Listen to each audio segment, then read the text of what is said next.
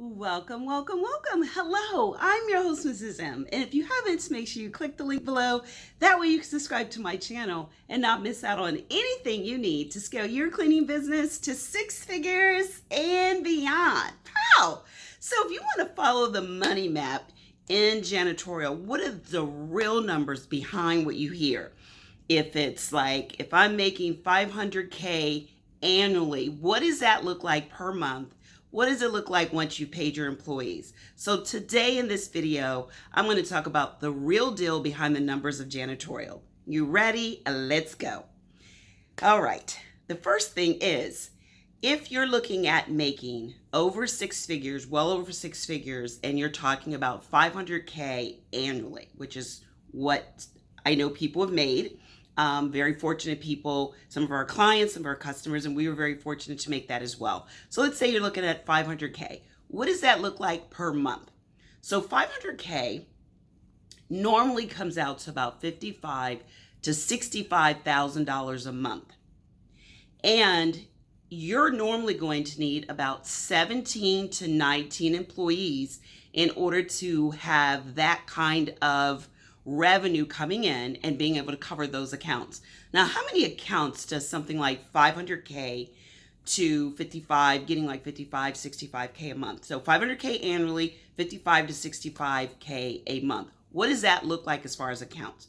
That's around anywhere from 45 to 60 accounts that you're going to have. Now, our lowest account that we ever did, and most of our clients and students, might be once a week or 2 times a month, and you're looking at anywhere from $500 to $900 a month.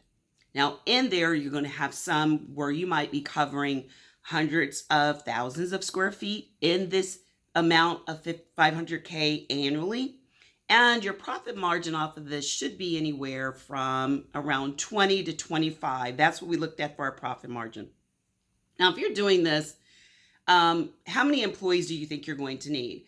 And the number of employees that we usually have was in between 17 and 19. That was around what we had. And in today's day, I would say you definitely want to pay them anywhere. This might sound like a lot for some people that are just getting started, but you want to pay them anywhere from 17 to 19 per hour. And if you can, do bonuses like gas bonuses. I know we had a van, that way everyone could come to the office. Now, if you don't have an office, that could be a bit tricky because you don't want to have a lot of traffic in your neighborhood. So try your best maybe to have them meet at a location where your first account is. You can do the team cleaning and the combat cleaning and do it all together. And so that may help instead of having them come to your neighborhood. And we had a couple of subs in there as well to cover when we had employees that were not able to show up. So having subs in there is really good. You can use all kinds of things like Indeed, Craigslist. I talked to a guy just the other day. He used a Craigslist to hire employees and it worked out fantastically, and some subcontractors. But this is the starting, you're looking at anywhere from $1,300 to $1,900. The main thing you want to get is that backpack vac. Really helped me out a lot. I didn't think it'd make that big of a difference, but it absolutely did. So I call this the money map, following the money. Now, you're also going to make sure that you, of course, have your license, your insurance, everything is taken care of. You're going to have a little bit of a monthly amount for insurance. Normally, you don't have to pay it all at one time. You're going to pay it a little bit at each month. Sometimes it usually goes up to 8 or 9 months a year that you're paying. If you're looking at being bonded, a simple bond, a fidelity bond for theft, it's going to be somewhere about $250 a year, and you can easily get those online. The biggest expense is going to be your workman's comp, and that depends on your state. In the state of Florida, as long as you have under 4 employees at the time that I was actually needing the employees, you did not have to have workman's comp unless you were in construction. Now, workman's comp changes often depending on the level of fraud. Will have a lot to do with weather changes. Some states like Maryland, I think you had to have, like, if you just had 1 employee, you had to have workman's comp, whether it was construction or not.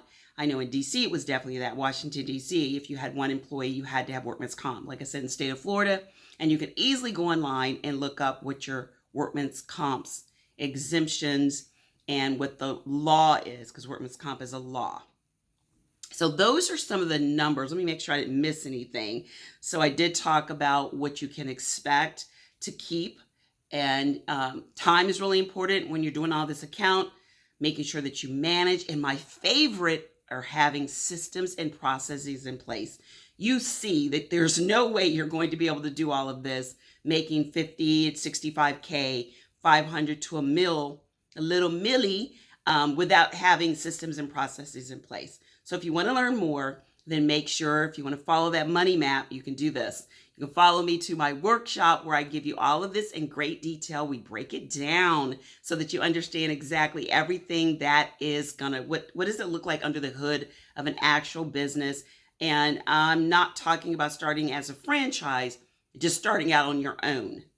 So that way you can kind of look at what does that look like. Now let's ask about what do we do for lead generations. I used home advisors when I first got started.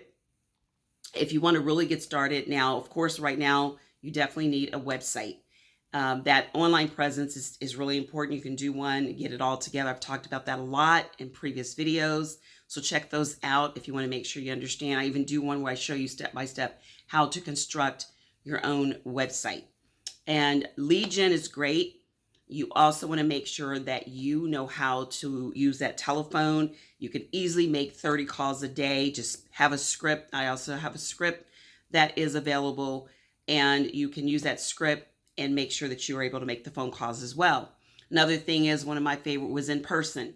I would easily go get some business cards, walk door to door, and pass those cards out. You want to do mail outs, and definitely don't forget my favorite, email. There's several ways to build an email list. And one of those are when you're out talking, ask people for emails, and then start building that relationship, which is so important in this business. So the lead gen is important, but I wouldn't rely so much on a lead generation company once I get started. You want to know how to get it, because if that lead generation goes out of business, which they do, you are out of gas unless you know how to get business on your own. The home advisors lead gen that we use was around $500 to $900 a month. And we got all kinds of things. We got landscaping because we did facility services, actually supporting the facility. So we did carpets, windows, landscaping. We pruned the trees in Florida, where we did the tree pruning for the palm trees, and so much more. We also did staffing.